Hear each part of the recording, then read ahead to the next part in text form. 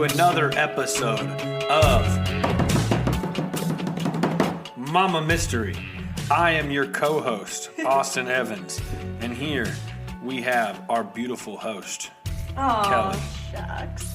Listen, it has been 4 weeks, I think at least. 4 weeks and 2 5. hours. And the reason I say 4 weeks and 2 hours is because we've been trying to film this for 2 hours, and Kelly couldn't get the mics to work. I am challenged sometimes when it comes to technology. We would have had you in episode 2 hours ago. But I couldn't get my freaking mics to work. So, patience. Why does it have to be so complicated? Let's run it. Anyway, so it's been about 4 weeks since our last podcast, so I'm really sorry about that. I know some of you probably thought I gave up already, but I didn't. We're still here. We've just been really busy. Right? Yeah. We've just been really busy. We've been really busy. We had to postpone our wedding because of COVID. Fucking COVID. Jack broke his arm. And you know what? None, everything else is nobody's business. Okay, well, I also rear-ended someone on the day that we were supposed to get married. Then our furnace freaking quit working. It was just like a lot of things. But we're fine. And, you know, we're still in great spirits. Everybody's happy and fine. Let's run it. It's been a whirlwind. Anyway, but we're back. Here we are with an episode about... Who are we talking about? Scott Peterson. Scott Peterson. What do you know about Scott Peterson? Nothing. Literally nothing. No Have idea. you been living under a rock? Well, to be fair, you were probably like, 4 when he, was I have accused no idea of who Scott Peterson is. Well, you're very young. Okay. So anyway, today's episode is going to be about the disappearance and murder of Lacey Peterson, which is Scott Peterson's wife. And it might be kind of a long one because this case is very popular. Most people know about it, except for Austin, obviously. And most people have an opinion one way or the other about if Lacey's husband Scott is the one that is responsible for her death.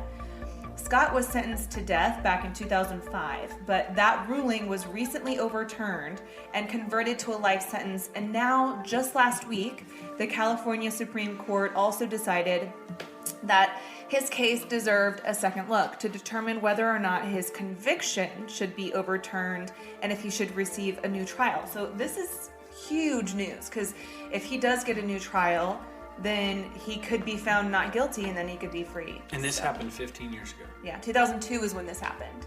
So 17 years ago, 18 years ago. Yeah, but he was convicted in 2005. The process is always super long. But anyway, it all happened in 2002. This all stems from a juror on this case who failed to disclose that she had previously been involved with another unrelated legal proceeding. She had been asked whether she was ever a crime victim or involved in a lawsuit, and she said no, which was dishonest. So from what I understand, this seemingly simple screw-up or piece of dishonesty, I guess, could grant Scott Peterson a whole new trial.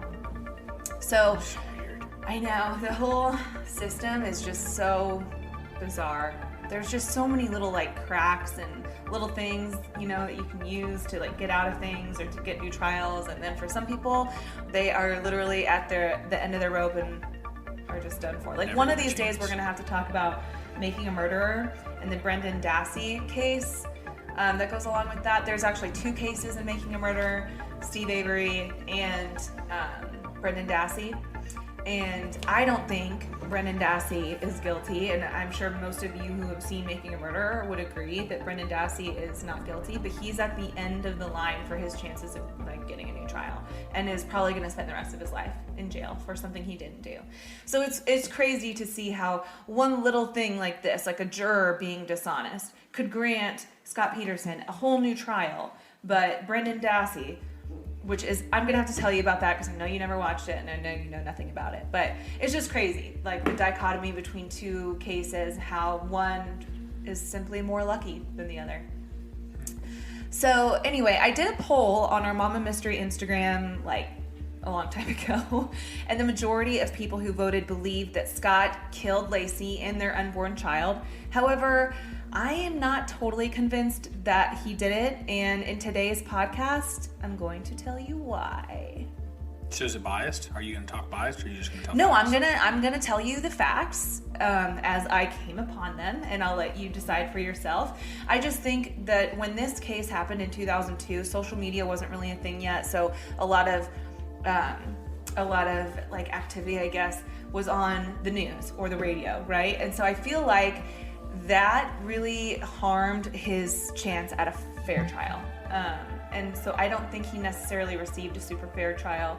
I think a lot of people already had one opinion because of what the media was spewing at them. And we've seen in political races and other cases how the media can really skew information and kind of like psychologically manipulate people, to believe one thing. So anyway, let's just start at the beginning.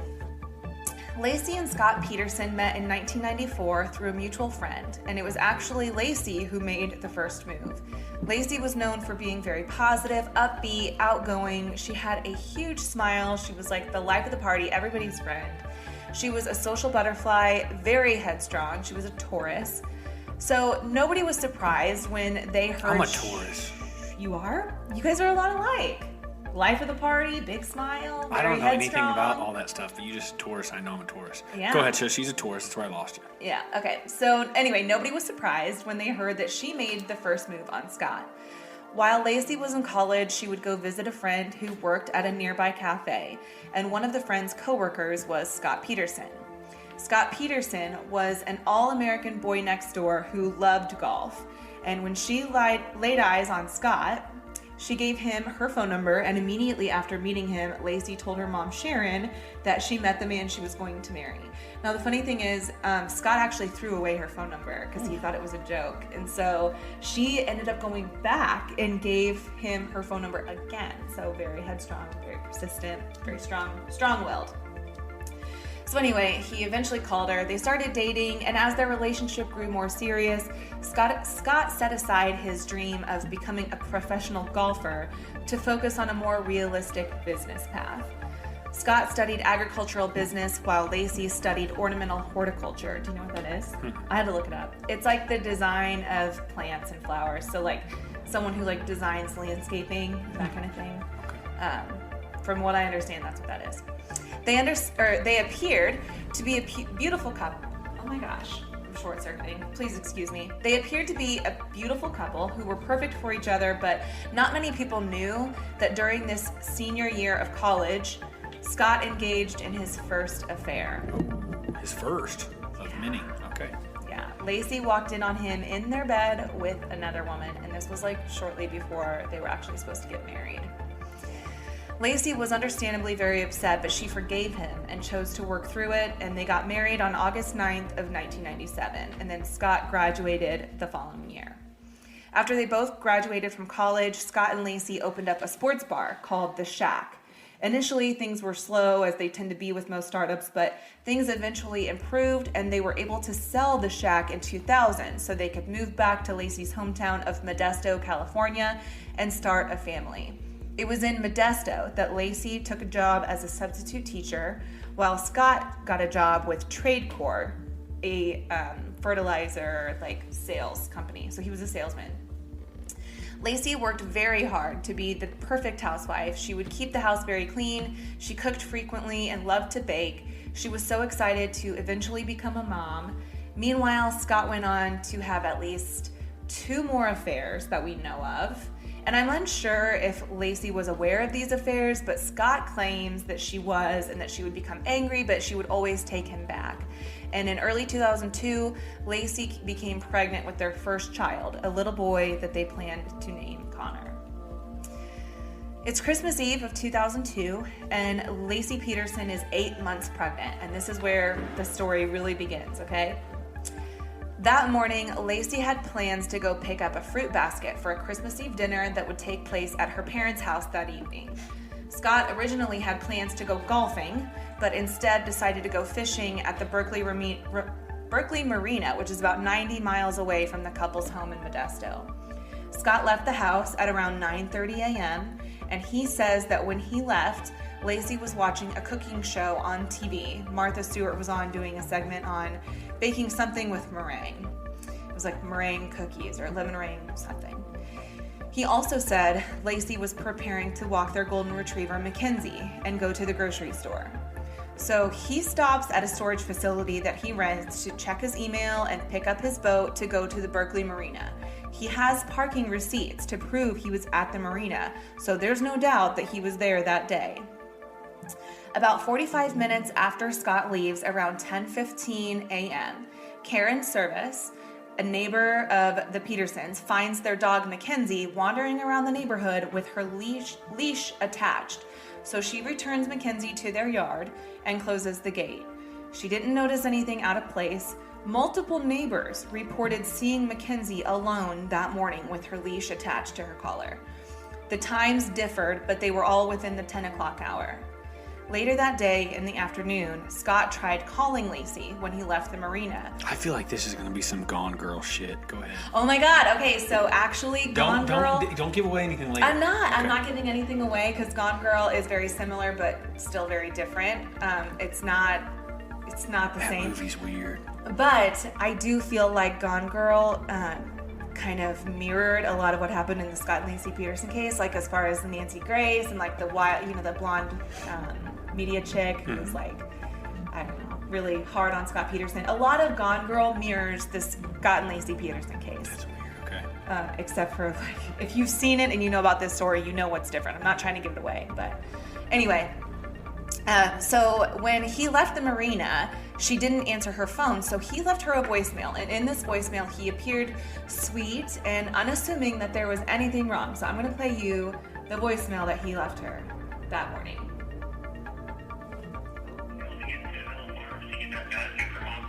I was hoping you would get the message and go on out there. I'll see you in a bit, sweetie. Love you. Bye. So he calls her and he seems like everything's fine. He's expecting her to go pick up this basket that he was actually supposed to go get. So anyway, yeah, he seemed like everything was fine. So when he gets home, Scott goes inside. He showers and washes his clothes because he apparently got wet and dirty from fishing. He notices that Lacey isn't home, but her car is in the driveway. So a lot of people question the fact that he came home and showered and washed his clothes, but I mean, if he went fishing and he got messy from fishing, that's really not that odd. So, that's just one thing I want to point out, because a lot of people thought, oh, he came home and showered, he's trying to cover up evidence. So that was one of the things that I think got blown out of proportion. So 5:15 p.m. rolls around and there's still no sign of Lacey. So Scott calls Lacey's mom because he is starting to wonder where she's at. Lacey's stepfather then calls the police to report her missing. The police arrive at the Peterson home to find Lacey's keys, wallet, and sunglasses in her purse in a closet, suggesting that she may have disappeared while she was walking the dog and never made it to the grocery store like she had planned.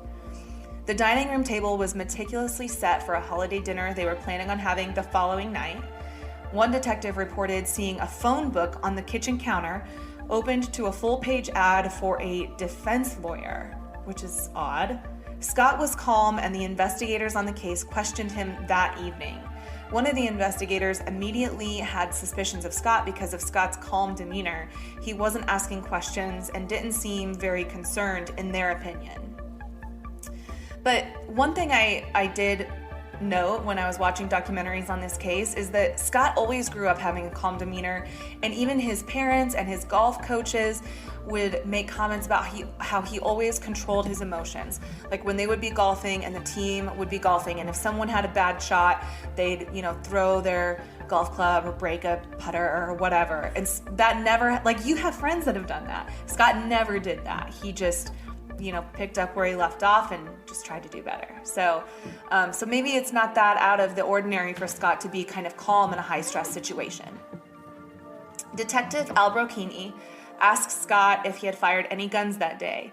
Scott says no, so Al Brocchini asks if he can perform a gunshot residue test on his hands, and he reports seeing a cut on one of his fingers. He tells the detective he got the cut while he was reaching into his toolbox. The detective then asks if Scott will do a polygraph test, and Scott says he will tomorrow, but he never ends up taking the test because his family urges him not to. So it wasn't Scott's decision. It was his family saying, I don't think that's a good idea. So he didn't take it. I think just from If you're not being biased, why? If I'm not being biased, I think that lie detector tests can be useful, but I think they can also be very flawed because they're testing an emotional response or a physiological response to a question. And if you're stressed and it registers as, that you're lying, even though you're not. I mean, I know that they are very scientific and they're, pretty accurate as far as I know and what I've heard or read about, but there's a reason they're not allowed in the court of law, and I think it's because of that flaw, that it's not a perfect science. So I think his family was just trying to keep him safe because the husband is always the first person that detectives look at. So, I don't know, maybe they were just wanting to protect Scott from, possibly registering a inconclusive test or something. I don't know. Okay. So it's also reported that there is a burglary at a house in their neighborhood, and the details of this burglary become more important later. So we'll revisit this in a minute, but it's very important to note that a burglary happened that same day. So at this point, I want to pause and back up a little bit to tell you a little bit of a side story that overlaps with this one. So we are going to go back to October 24th of 2002, exactly 2 months before Lacey goes missing. Scott Peterson is at a trade show when he meets a woman named Shawn Shipley. He told Shawn that he was single and looking, and that instead of his name, he should put horny bastard on his name tag to help him meet women. Mind you, his wife is 6 months pregnant at home, and he's trying to tell people he's single. And it's so gross. It's so cringy. It's gross. It's awful. Shawn was already in a relationship, but Shawn did have a friend he thought would be perfect for Scott, a single mother and massage therapist from Fresno named Amber Fry. She gave Scott Amber's phone number, and he called her about a month later on November 19th and met up with her the next day. They had a handful of dates, and Amber even introduced Scott to her young daughter. They would go to the park, and the daughter would walk between them holding both of their hands. And it seemed like Scott was natural with children. And it wasn't until December 9th, 2 weeks before Lacey went missing, that Scott told Amber Fry that he actually had been married, but that he was a widower, and that it would be his first Christmas without his wife. What? He specifically told Amber he, quote, lost his wife. He didn't say how, and Amber didn't pry because it seemed to be such a sensitive subject. She recalled him sitting on the couch next to her, bawling and being super emotional about the fact that he had lost his wife. Now, I want to just take a moment to recognize the type of sociopath this would take to lie about having a wife who has passed away, when in reality your wife is at home and she's pregnant with your son. Like, that just blows my mind. It is so fucking disgusting. I can't even imagine the type of person that would do something like that. However, I don't think it's that uncommon for a guy to be that big of a dirtbag. I feel like I've come across dirtbags, you've come across dirtbags that you've seen cheat on their wives or seen be with someone who isn't their wife. Well, it's not guys, it's just guys, it's girls too. No, it totally is. Yeah, it's absolutely both. It's guys and girls. Yep. So it's really not that shocking or uncommon for this type of behavior, but given the circumstances and what happens a month later, it's just oof, this guy's lies caught up to him in the worst way. So whether he was saying these things because he had some sort of sinister plan or because he was saying these things just to get in Amber Fry's pants, either way, this turned out very, very badly for Scott Peterson, as it did Lacey Peterson.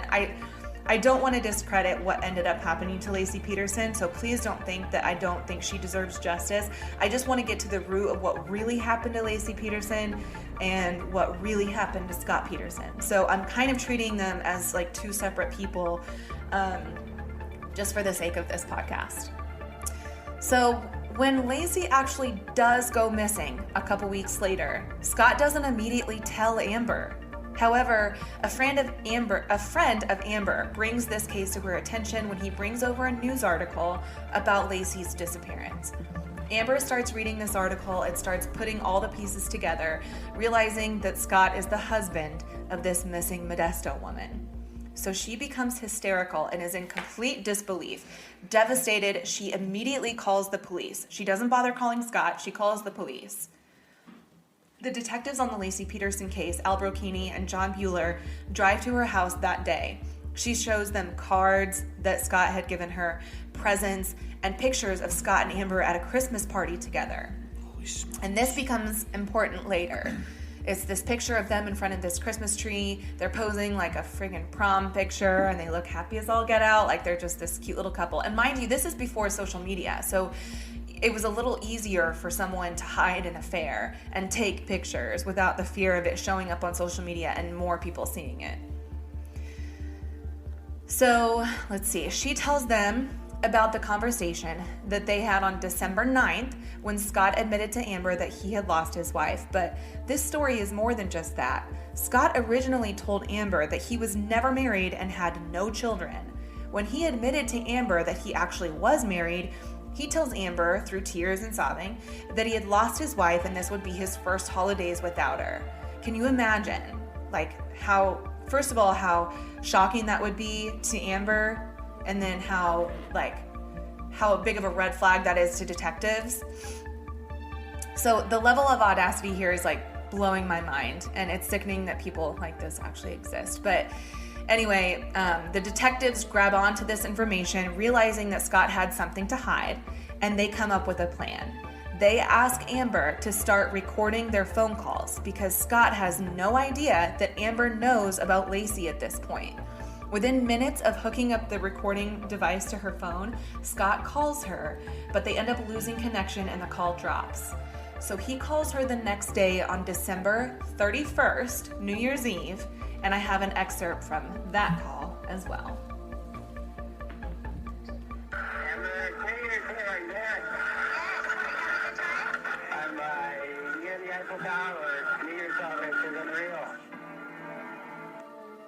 Sounds pretty chill. So he's telling her that he is in Paris celebrating New Year's Eve at the Eiffel Tower, that he's got these friends with him. One of them is named Pascal. They've been running along the cobblestones in Paris, and that he's far away. He even says he's going to call her something 9 or 10 hours later, whenever the time catches up, so that they can celebrate her New Year's Eve as well. No, Austin. He's not in Paris. The most shocking thing about this phone call is not that he's lying about being in Paris on New Year's Eve. It's that he was actually at a candlelight vigil for his missing wife. The crowd that you hear in the background was in fact huge, but it was not for a celebration at the Eiffel Tower. Rather, it was a crowd of people gathered to pray for his missing pregnant wife. Is that not insane? Yeah, right now he seems guilty. Guilty as all get out. And I get that. Even me telling this story, I'm just dude, what a piece of shit. Your wife is missing and you're still carrying on this affair, pretending you're in Paris. You're still coming up with all these lies. And he has no idea he's being recorded. And it's just oof, so cringy, so cringy. Keep going. So they continue listening to their phone calls for weeks, and you can actually find all of these recordings on YouTube. Some of them are hours long, so I wasn't going to try to include all of them in here. Just casually talking? Yeah, just casually talking. He has no idea he's being recorded. He has no idea Amber knows about Laci. So Amber, a lot of people after this, when she came out as the other woman, I feel she got a lot of flack for that, but she had no idea, and then offered to help the police catch Scott Peterson. So, it's sad that she kind of got vilified through all this, but in reality, because she kind of deserves an award or something for gathering all this information, for playing it cool. Anyway, so they continue to listen to their calls for weeks, trying to gather as much evidence as they could, hoping that he might crack. But then the operation was compromised when that photo of Scott and Amber at that Christmas party was released to the public, and the National Enquirer intended to publish it, and they let detectives know that they were going to publish it the next day. So the cops had to rush to tell Laci's family before they found out, because Laci's family still had no idea about Amber. So when they told Laci's mom, she had an immediate emotional reaction and said, "Why did he have to kill her?" So she immediately thought Scott did something to her. I mean, and I don't blame her for thinking that. Like, all the puzzle pieces are kind of fitting right together. And maybe there's a few missing pieces, but the picture seems pretty clear.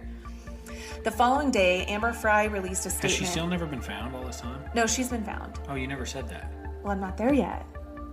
You gotta keep listening. The following day, Amber Fry released a statement during a press conference, and this is like a pretty well-known like piece of history in this case, is her going in front of the media. It's kind of sad to watch. You can find that on YouTube also. And just like that, Scott Peterson instantly became the most hated man in America. So what are your thoughts so far, Austin? I think that he sounds guilty. I know why he's the most hated man in America. Mm-hmm. He sounds like he wasn't very happy in his relationship. Well, and isn't it bizarre, though, that he sounded so happy on that phone call, the voicemail that he left Lacey? Yeah, but he's not talking to his wife. And he's not very happy in his relationship. No, when he was talking to his wife and the voicemail he left. Yeah. He sounds pretty... Maybe they were just having a good day. Maybe. I don't know, it's interesting. Or maybe he was trying to create an alibi and... Yeah, see, I just want to keep going because my mind's racing about it, so keep Mine's going. racing. Okay, good. I like that. So while detectives begin to focus more on Scott Peterson, police get a break in that burglary. What's the date right now? The street. This day is after New Year's, so it's now 2003. It's January of 2003. Wait, so will you tell me when she was found? Of course. When was she found? In April, okay? Okay. Now I gotta keep going. Well, earlier I said, has she been found yet by this point? And you said no. I said not yet. She's not found right now. Oh, I thought you said, you'll tell me later, not yet.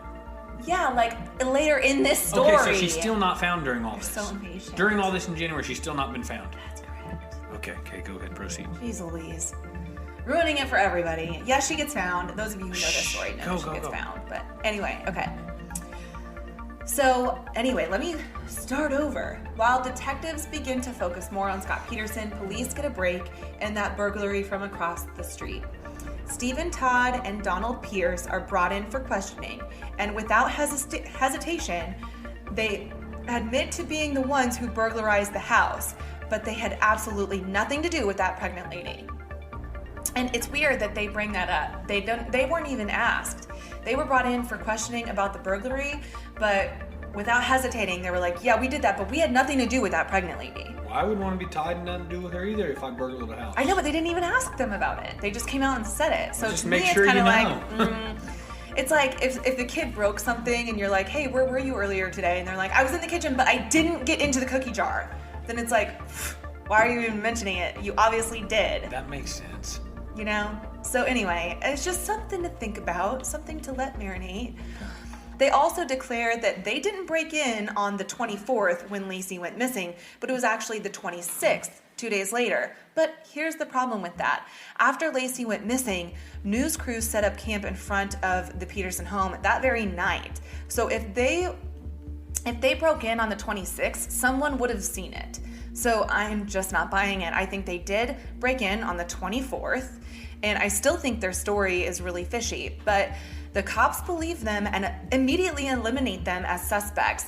And I have a problem with this because I haven't found any more information as to why they were eliminated other than them telling their version of the story and the cops just believing it. So with no new leads, they concentrate their efforts on Scott Peterson's fishing alibi. Investigators get a search warrant for Scott's warehouse and storage shed. His boat is in there, and they find a homemade concrete anchor, which is not uncommon, but there was no rope attached to the anchor in the boat. Not crazy. I mean, it's not that crazy. Then they find a pair of needle nose pliers with one hair wrapped around it, and this hair turned out to be one of Lacey's hairs. Kind of weird. I mean, it's kind of weird. It's pretty weird. It's just one single hair, and that's I got a pair of needle nose pliers in the door of my truck, and if there was a hair of yours in there, pretty Okay, weird. But how much do I shed in your truck? It's over in my driver's seat and my driver's door. You don't shed over there. That's pretty weird. And it's in its tackle box. That's pretty weird. fucking weird. Okay, it's Kelly. weird. No, it's pretty weird. It's definitely weird, but let me point out that there's no other physical evidence anywhere. There's none of her DNA. Well, he's a smart man. He's a smart man. Keep going. Well, whatever. You're telling the story biased. Mind you, that the needle nose pliers have her hair in it, but that's not even that strange. Well, I'm just saying, like, if there was a murder that occurred, why is there no other evidence Mind you, anywhere? there's a gun that was just fired with casings There and wasn't. everything, and there's her There blood wasn't. all over Don't it. spread false information. There wasn't. There was no gun Keep involved, going, keep okay? Let me just put that out there. There was no gun involved in this case. Keep going. All right.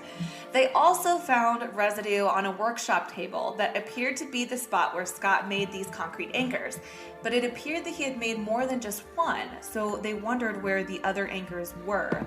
They found 4 to 5 residue rings in total, but only one anchor. So their theory here is that he used these anchors to tie Lacey's body to weigh it down in the water. So then they focused their search on the San Francisco Bay. Day after day, she remains missing. Gosh, how do they do that? How do they do they just start scraping the bottom of the whole entire San Francisco Bay? I mean, that's impossible. It's impossible. So, Wow. So by the end of January... That was Scott Peterson texting Kelly, guys. Sorry. It was actually your mom. But by the end of January, Scott had also sold Lacey's car and began making inquiries about selling her house. Many people found this behavior to be odd, like it must have meant that he knew she wasn't coming back. But how do we know he wasn't selling her car or their house because he could no longer afford it? It was actually reported that since the police were holding his car as evidence, he needed a car for work. So he had to trade her Land Rover in for a truck that he could use. We really don't know, and any guesses are just assumptions at this point. With every sinister accusation can also be a perfectly reasonable explanation. So I just don't immediately find this behavior as suspect. And I guess that's what I'm trying to say with the whole hair around the needle nose pliers too, is that, like, I think people are so quick to jump to a conclusion, and I know sometimes the most simple answer is usually the answer. As somebody who hasn't watched a million documentaries on this, here's what I'm going to tell you. Okay. I think that selling her car months later is not that big of a deal. I agree with you on that. Mm-hmm. Finding her hair in the needle nose pliers and when you combine that, and it was in his tackle box. It's not like they were sitting on the counter at their house. Mm-hmm. Combined with all the weird behavior, that's fishy. It's looking suspect. So my goal here is just to deliver the facts, but try to give I keep her on track so she doesn't give a bias point. And I'm not trying to. I'm literally, like, I can see both sides. I can see why people think he's guilty, but I can also see why some of this doesn't say he's guilty. Okay? Because I'm trying to just be reasonable. Keep going. Okay. So a few more months go by, and finally, on April 13th, Austin, here we go. A couple walking their dog came upon the body of a male fetus. A male fetus? A male fetus. Like a male baby. Okay. The following day, 1 mile away, the decomposing body of a woman was found washed upon the shore. Oh, she was in the water. She was in the water. Now, see, but back to all the other stuff, it's all making sense. Keep going. So, DNA tests confirmed that they were the bodies of Lacey and her son Connor. Okay, but... No, but just keep going. No.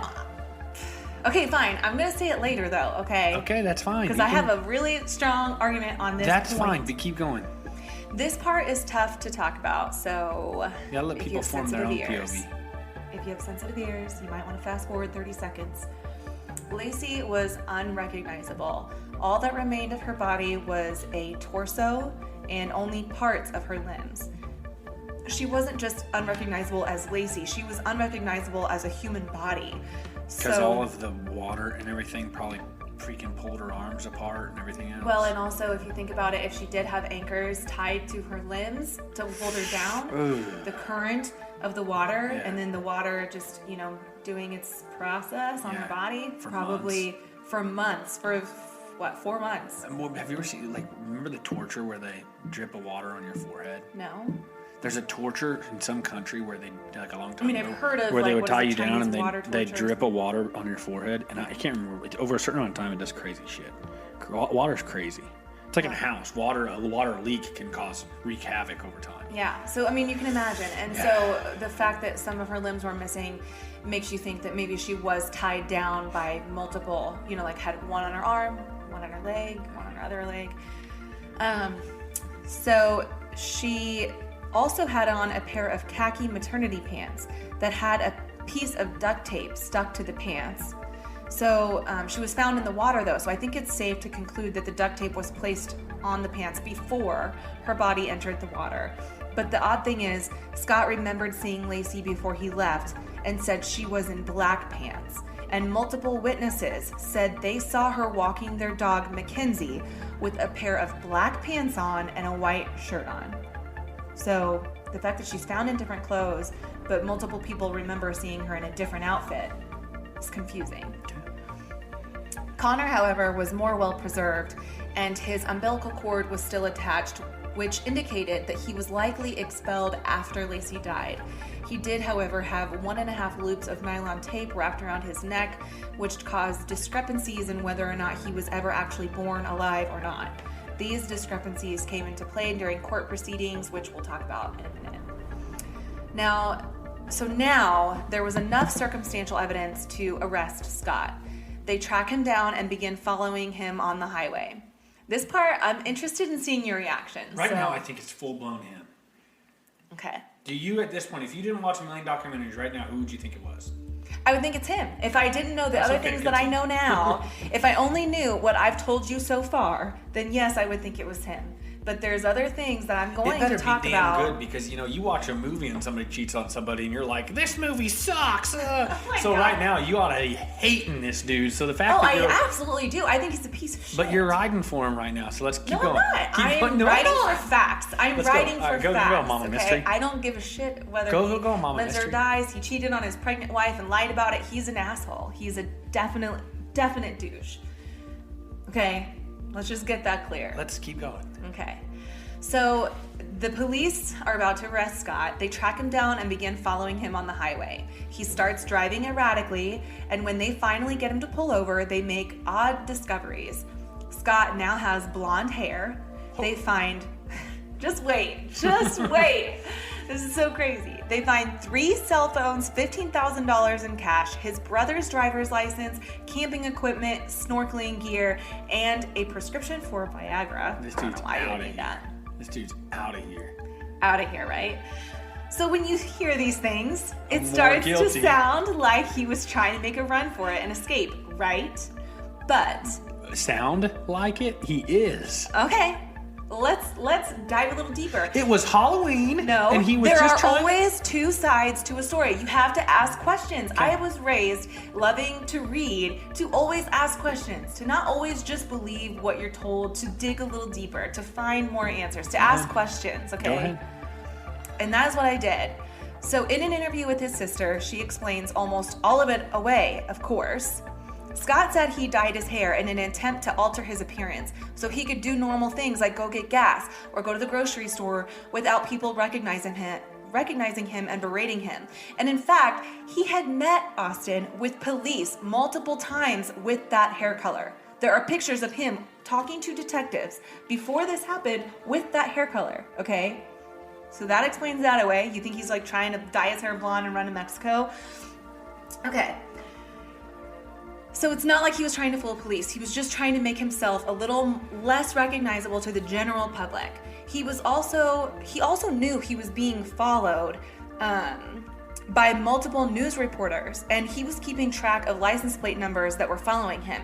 He had even written plates down and faxed them to his lawyer before his arrest. So when he was being followed the day of his arrest, he believed it was reporters, and he was trying to dodge them. Because that day, he was actually heading to play golf with his dad and brothers in an attempt to have some normalcy. His dad and brothers invited him to play golf to try to have some normalcy. That was according to his dad and brothers, okay?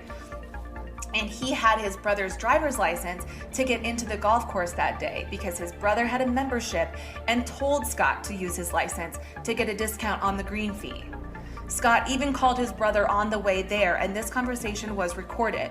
During this conversation, you can hear Scott tell his brother that he's being followed by media and probably shouldn't come to the golf course. And I've listened to this phone call, and even his brother is like, oh, brother, like, dang it, again. Like, he knew that Scott was struggling with this.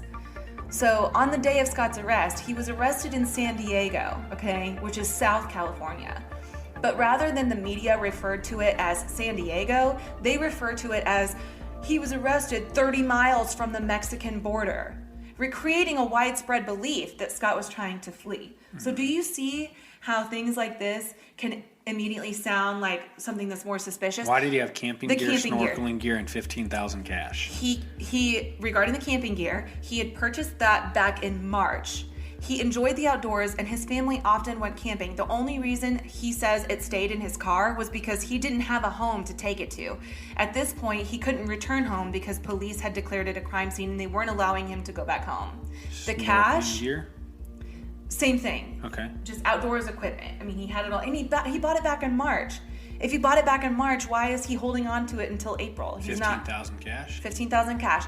Scott's mom, Jackie, was going to loan John the money to buy out Scott from one of their mutual companies that their family owned, okay? And John was going to take over the payments. On April 8th of 2003, Jackie, which is Scott's mom, went to Bank of America to withdraw $10,000 from an old account that she rarely used, but that Scott's name was also on, I think. Or maybe this was a separate account she needed to use it from, or borrow it from Scott. Either way, she did not know her account number, so she gave them her old, or her social security number to look it up. Unbeknownst to Jackie, she was listed on Scott and Lacey's checking account as well. Jackie had opened that account with Scott in 1991. Scott added Lacey when they were married, but never removed his mother. So the bank gave Jackie $10,000 from Scott's checking account, and the withdrawal receipt was entered as evidence. So, like, that's been traced, right? So Jackie paid Scott $8,000 in cash for his equity in the Dodge pickup, and she paid him cash so he could better negotiate while shopping for a car. On April 12th of 2003, Scott purchased a Mercedes from Michael Griffin. He paid him with 36 $100 bills. Scott had $4,400 left of the $8,000 his mother had given him. And then Scott discovers the $10,000 withdrawal from his bank account. He sees the withdrawal ticket signed by his mom and he calls her. So then Jackie goes to Washington Mutual on April 17th and withdraws $10,000 of cash from her account. She gives the money to Scott that day to replace the money she took out of his account, and she paid him in cash so the bank would not put a hold on the funds. So now Scott has roughly $15,000 in cash. Scott is arrested the morning of April 18th. He had yet to deposit the money his mother had given him the day before. Scott also had some, quote, foreign currency with him when he was arrested. That's weird. And that's all that they said. I don't really care about that. I just think that's weird. Right. I mean, maybe it's weird, but there's been times when I had like 100 pesos in my wallet. If you looked at my wallet, you'd be like, what the hell? Right. Okay, so same thing here. He was reported as having foreign currency to further corroborate their theory that he was running off to Mexico. But the two bills were photographed with other items and entered in as evidence. One bill was worth 50 pesos and the other was worth 20 pesos. This is roughly worth $6.40 in the U.S. This is not an unreasonable amount of pocket change for someone who had recently returned from Mexico.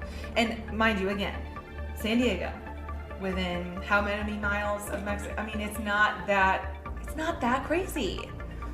So anyway, ultimately, this case, I just feel like I had to point out all those facts because just hearing that maybe it, does like away I said, with the theory of fleeing to Mexico, but I still think he did it so far. Okay. So you better get more exact. Okay, don't worry. This is like Kelly versus me on this. I know.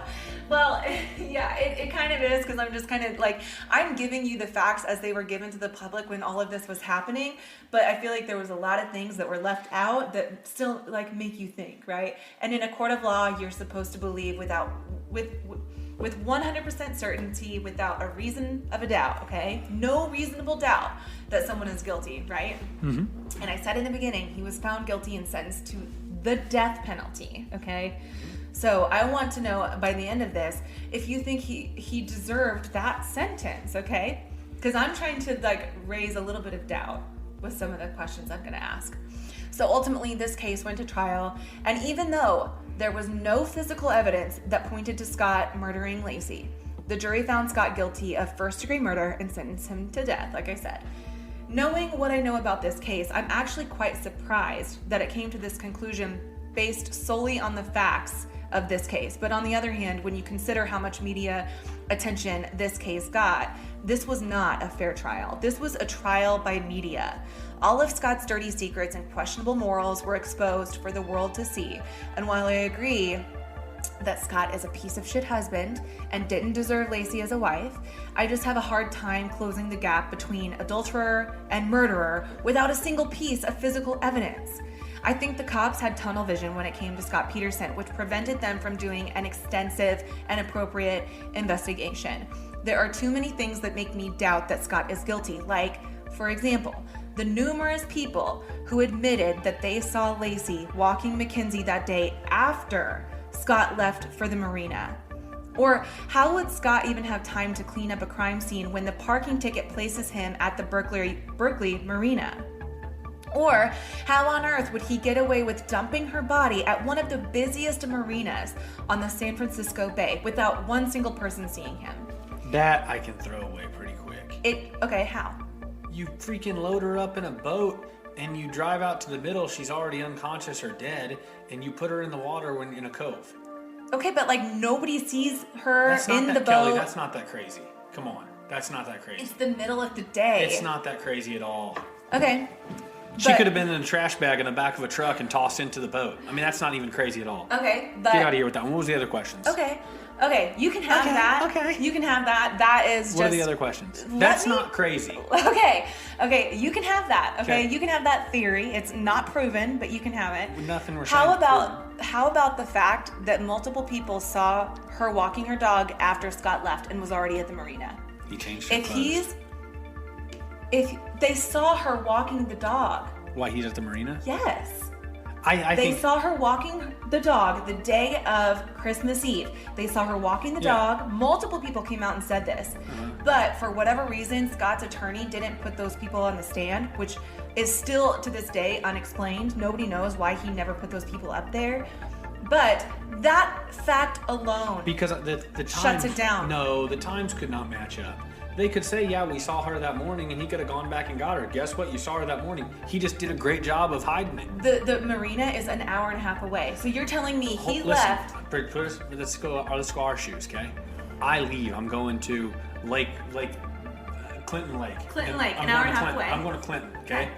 I quote-unquote leave, air quotes. I leave. Mm-hmm. You go walk the dog. Mm-hmm. Everybody in the neighborhood knows Hank. They say, oh, we saw Kelly and Hank this morning. Mm-hmm. I come back home. Because I maybe didn't go all the way to the lake. But then how do you get a parking ticket for Okay, maybe I got all the way there and I turned around. An hour and a half, Austin. That's 3 hours. Listen, I know, so I'm back. 3 hours. I take you. Austin, this I doesn't take make you. sense. No, it doesn't. Listen. I take you, whack 'em, okay? Put you in the back of my truck in different clothes, drive back to the marina. Bam, bada bing, bada bang. 4.5 hours later, you're dead in the water. It's not crazy. How do you have time to clean up a crime scene? The dude was smart. Go ahead, keep going. That's not enough for me. Okay, I'm not sitting here saying undisputed evidence like you're wanting, but I'm just saying that story is not crazy. Austin, I can't believe that you aren't, like, that fact alone, that multiple people who saw her within an hour. It's not crazy. Multiple people saw her walking the dog when he was clocked at the marina, Austin. People don't want to hear us argue, but I think that's crazy. Austin. I don't think that's that crazy. Okay, so you're telling me, let's just let the people decide and keep going. No, I want to actually try this, okay? Let's pretend that you are having an affair on me, okay? And then this is fun. Christmas Eve. This is such a fun podcast. We gotta pause it. They don't want to hear us argue. No, we're not arguing. We're smiling. Listen, let's pretend that you're having this affair on me, and then on Christmas Eve, you decide to go fishing, okay? You go all the way down to Clinton Lake. I'm outside walking the dog while you are clocked. You have a receipt. I'm an hour and a half away. You have a receipt that places you an hour and a half away. Mm-hmm. Okay, let's pretend that's 10 o'clock, okay? Mm-hmm. And then around 10 o'clock, people say they see me walking the dog. Yep, okay? I'm crazy. I turn around, I head back. But Austin, it doesn't add up because he was calling her on the way back, and then people saw Mackenzie without the leash on, and he's already an hour and a half away. So how do you explain that? How could he have not gotten there, got his parking ticket, turned around and came back and got her? They saw her, he's clocked at the marina, everything else. How is that crazy? to drive there and turn around and come back. He's smart. He drove there. He got his parking ticket so he could say, look, I told you I was there. He turned around. He came back. Yeah, everybody saw her. Okay, yeah, he clocked into the marina. This is not crazy. I know you're starting to look at me. I can see your eyes. You think I'm being reasonable. He came back.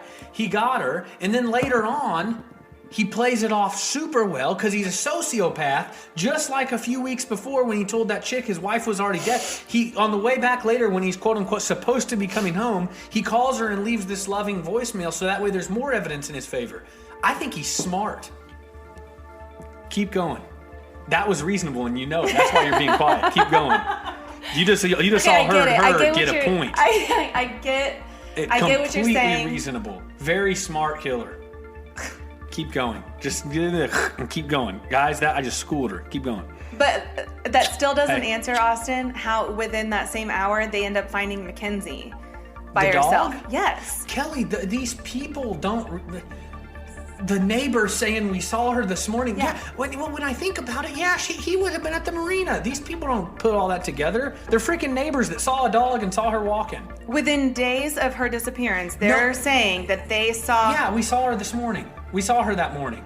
It's no different than if in 2 days one of our neighbors came up dead and you said, that morning I know I saw her. But there's just not enough time, Austin, because he left the house around 9:30, okay? He goes to the marina and gets a ticket around, that would place him at the marina around 11, okay? Mm-hmm.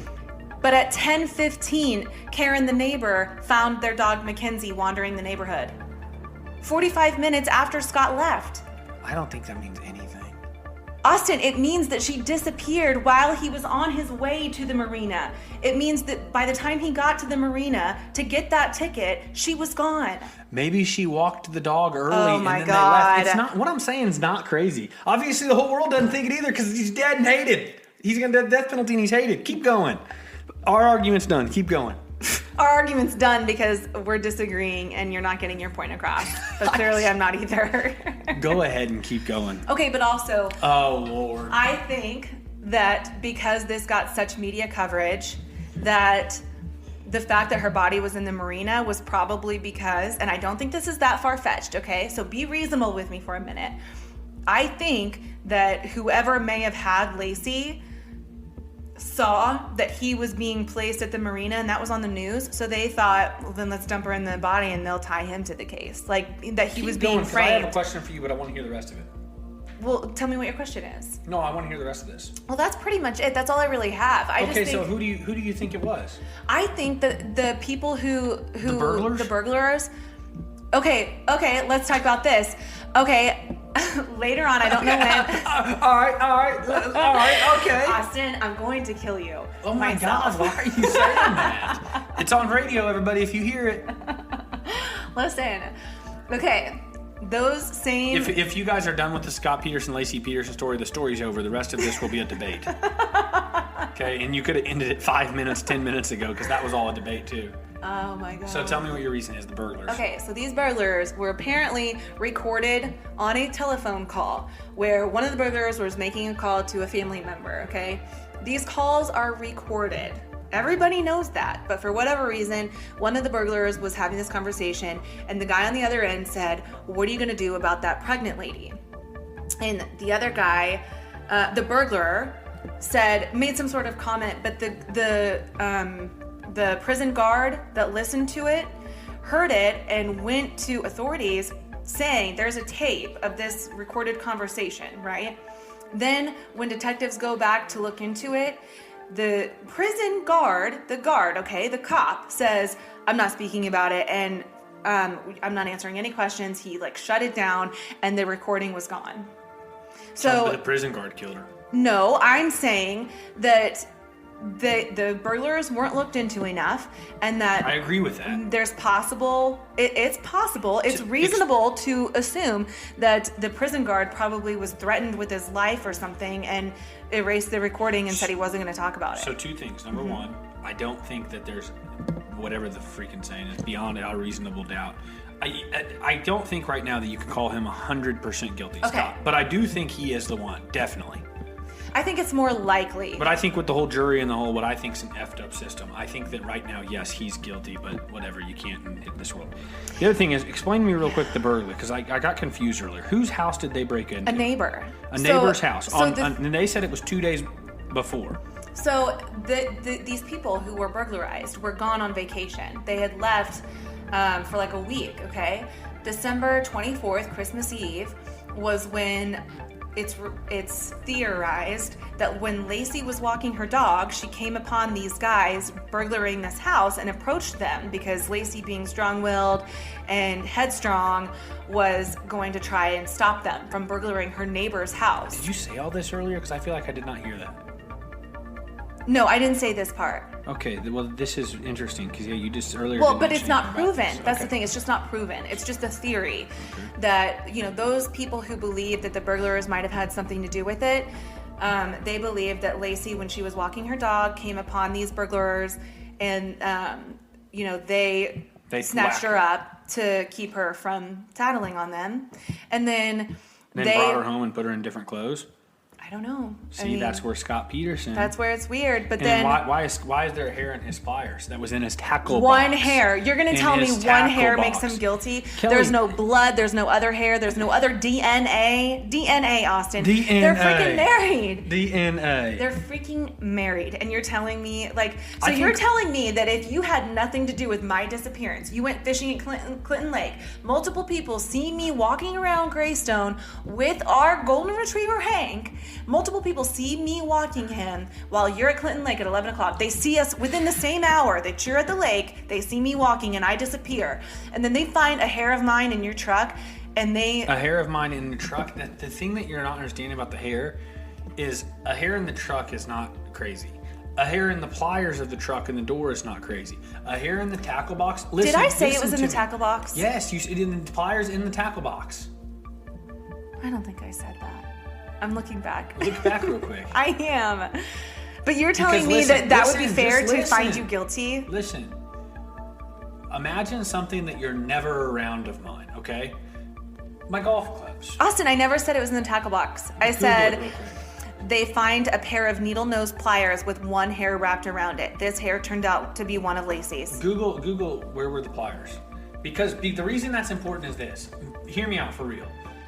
If your hair was found in my golf bag, that's suspicious. Okay, but if one of my hairs was found in our toolbox, who uses our tools? You're saying Austin, exactly my point. Who uses our tools? So you're saying my point, but I'm saying... How am I saying your point? You don't use the tools, I do. Chill out. Okay, pay attention to what I'm saying. The point is, your hair is not in something that... Like, if it's in the tackle box and she's never around the tackle box, that's suspicious. If a hair of yours was found in my golf bag, you're never around my golf bag, that's suspicious. How do we know? Toolbox, whenever you're... I'm telling you to look it up. I'm about done with this debate, everybody, because Kelly's... How do we know? She just flipped me off, guys. No, I did She just not. told me, she just did a throat-cutting emoji. Guys, we got to get off here. Oh my gosh. How do we know, though? We don't know. Well, exactly. Let's end this. The people don't want to hear this. Guys, we'll have another episode of Mama Mystery. Who's the next episode? I don't know. I don't know if I'm ever going to have you back. Right. Don't disagree with Kelly. Watch Mama Mystery. Rate, share, subscribe. Say your outing. Oh my gosh. Well, no, there's actually one more thing. There's one more thing I have to say about the update on this case, okay? Because there's been a recent update. This just came through, guys. Breaking news. Breaking news. It's Saturday the 31st at 2:54, and this just came through. In more recent news, on August 24th of this year, in a 7-0 decision, the Supreme Court of California upheld Scott's conviction. Okay, they still felt that he was guilty, but they overturned his death sentence because Scott's trial judge, Albert DeLucci, who died in 2008, had dismissed jurors who opposed capital punishment without asking them whether they could put their views aside to uphold the law. According to the law, jurors may not be excused merely for opposition to the death penalty. This is the meaning of guarantee of an impartial jury. While a court may dismiss a prospective juror as unqualified to sit on a capital case, if the juror's views on capital punishment would substantially impair his or her ability to follow the law, a juror may not be dismissed merely because he or she has expressed opposition to the death penalty as a general matter. In the same opinion, which was made in response to Scott Peterson's automatic appeal of his death sentence, the court upheld his 2004 conviction for killing his wife and the couple's unborn son, Connor. So last week, the court made a ruling in Peterson's petition for habeas corpus. Oh my gosh, habeas corpus, which could lead to his conviction being overturned. This is a separate deal. Unlike the automatic appeal, which focuses on alleged errors made by the trial judge, this petition can introduce new evidence to show the conviction or sentence was wrong. California prosecutors have disclosed that they will be seeking the death penalty again, and his first court date is set for November 6th. That's so weird. So, we'll see what happens. All right. That was a long podcast. That's the longest one we've ever done. It was. 1 full hour. That's not that long. Put it in 2x speed and it'll be 30 minutes. Oh my. That's what it would sound like.